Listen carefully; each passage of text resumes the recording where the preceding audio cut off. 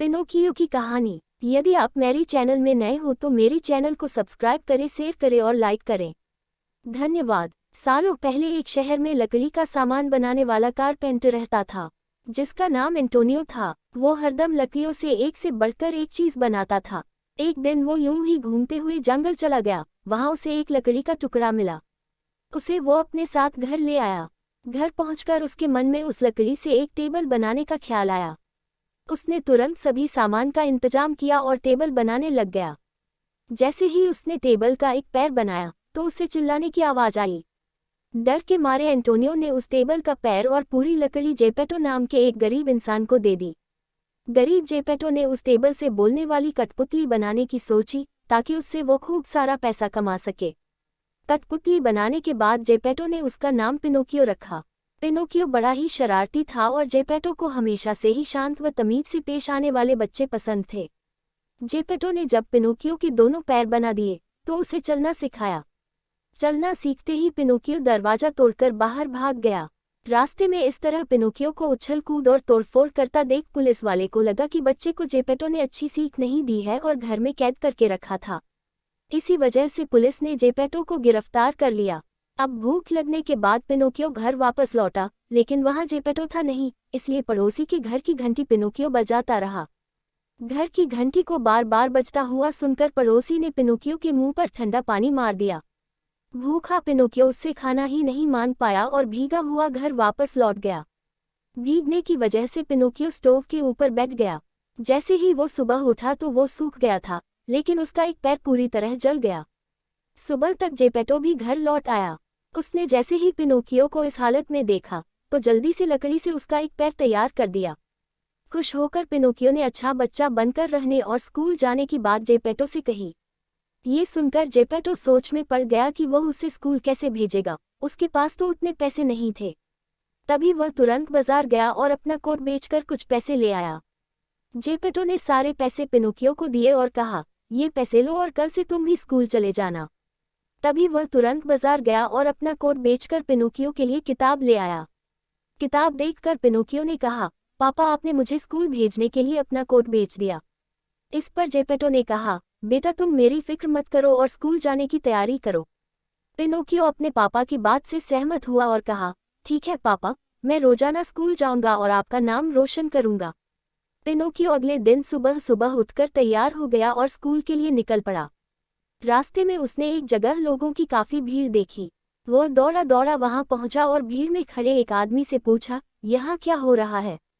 उस आदमी ने कहा, यहाँ एक पपेट शो चल रहा है। इस पर पिनोकियो ने कहा, अरे वाह, पपेट शो, मुझे भी ये पपेट शो देखना है, लेकिन मेरे पास तो पैसे ही नहीं है, क्या करूं? तभी पिनोकियो को एक तरकीब सूझी। वह तुरंत एक रद्दी वाले के पास गया और अपनी किताब बेचकर कुछ पैसे ले आया। फिर उसने उन पैसों से पपेट शो की टिकट खरीद ली और शो देखने चला गया। शो में पहुंचकर पिनोकियो ने बहुत सारे पपेट देखे। उन्हें देखकर पिनोकियो ने सर्कस के स्टेज पर चढ़कर डांस करना शुरू कर दिया। उसी समय पपेट मास्टर वहां आ गया।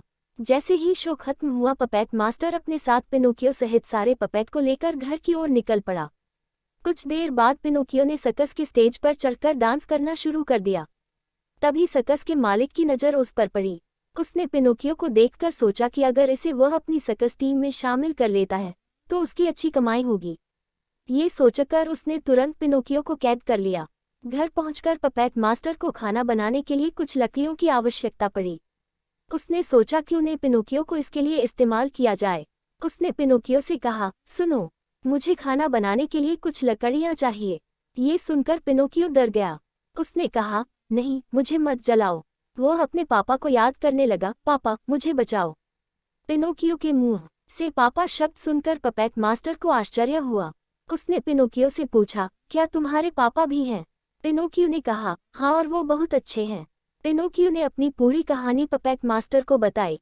कहानी सुनकर पपेट मास्टर से पिनोकियो से कहा, तुम एक अच्छे बच्चे हो।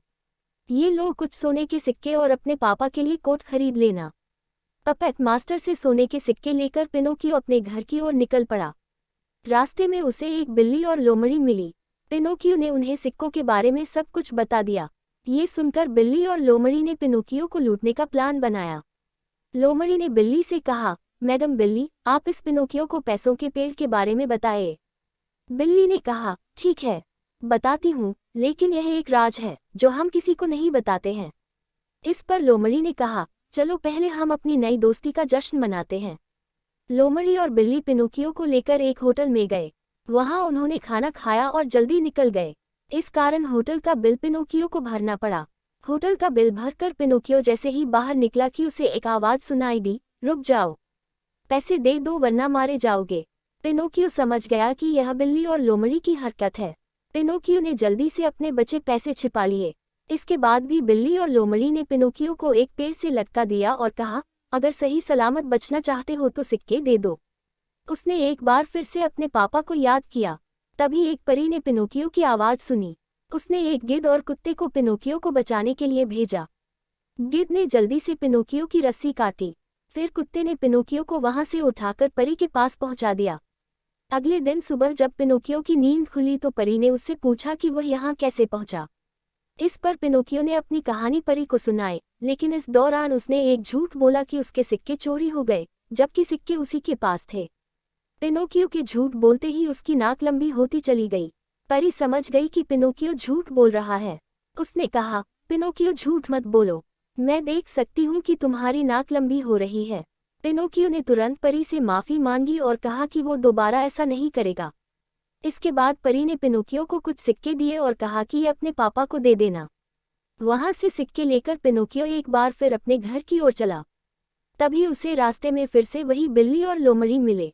उन्होंने एक बार फिर से पिनोकियो को सिक्कों के पेड़ उगाने के लिए मना लिया और उसके सिक्के चोरी करके वहां से भाग गए। इसके बाद पिनोकियो मायूस होकर खाली हाथ अपने घर पहुंचा। यहाँ उसने अपने पापा से कहा, मुझे माफ कर दीजिए, मैं दूसरों के बहकावे में आ गया था। जेपेटो ने पिनोकियो को माफ कर दिया और उसे अगले दिन स्कूल भेजा। स्कूल जाते समय रास्ते में पिनोकियो को स्कूल का सबसे शरारती बच्चा कार्लोस मिला। उसने कहा, हे पिनोकियो, तुम कहाँ जा रहे हो? स्कूल जाकर तुम समय बर्बाद मत करो, हमारे साथ टॉय लैंड चलो, वहाँ बहुत मजा आने वाला है। पिनोकियो इस बार कार्लोस की बातों में आ गया और उसके साथ चल पड़ा। रास्ते में उन्हें गधा गाड़ी मिली और वो उस पर सवार हो गए। कुछ दूर जाने के बाद दोनों अचानक से गधे के रूप में आ गए। दोनों गधे के रूप में ही बाजार पहुंचे। वहां एक किसान ने कार्लोस को खरीद लिया, जबकि एक सर्कस के मालिक ने पिनोकियो को खरीदा। अब पिनोकियो को रोजाना सर्कस में अपना करतब दिखाना होता था। एक दिन करतब दिखाते दिखाते पिनोकियो स्टेज से गिर गया और उसका पैर टूट गया। इस कारण उसे सर्कस से भी निकाल दिया। तभी एक दिन एक बूढ़ा आदमी उसे खरीदने के लिए पहुंचा। वह पिनोकियो की खाल से ढोल बनाना चाहता था। उस बूढ़े आदमी ने पिनोकियो को एक बड़े से पत्थर से बांधा और समुद्र में फेंक दिया। समुद्र में जाने के बाद पिनोकियो जोर जोर से रोते हुए उस परी को याद करने लगा। पिनोकियो ने कहा, परी मुझे बचा लो, आज के बाद मैं कभी भी ऐसी बेवकूफ़ी नहीं करूंगा, सच्ची।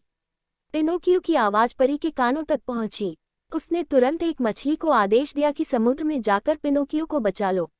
मछली तुरंत पिनोकियो के पास पहुंची और रस्सी काटकर उसकी गधे वाली खाल खा ली। इसके बाद पिनोकियो वापस से अपने कठपुतली रूप में आ गया। इसके बाद पिनोकियो जैसे तैसे तैरते हुए समुद्र से निकलने की कोशिश करने लगा।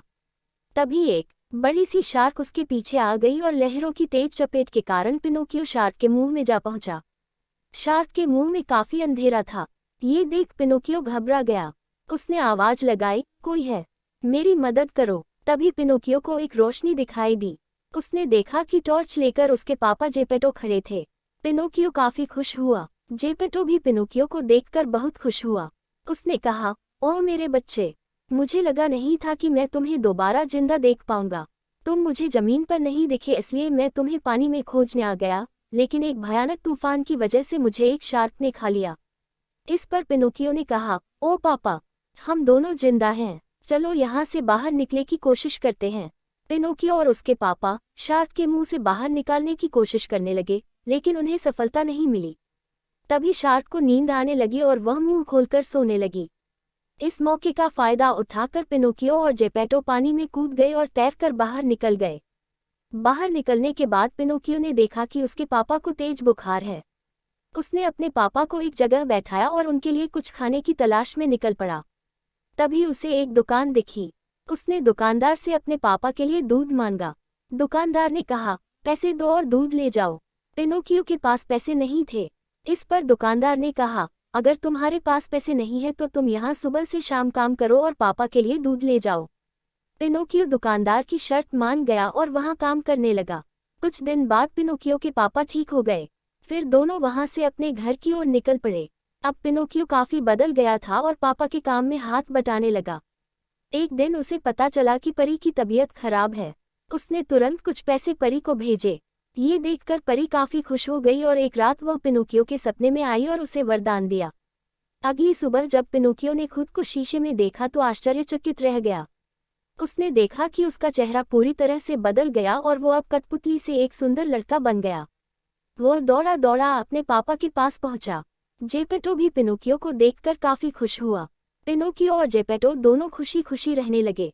कहानी से सीख। इस कहानी से यह सीख मिलती है कि हमें हमेशा बड़ों का कहना मानना चाहिए। ऐसा न करने से कई तरह की परेशानियों का सामना करना पड़ सकता है। पूरी कहानी सुनने के लिए धन्यवाद।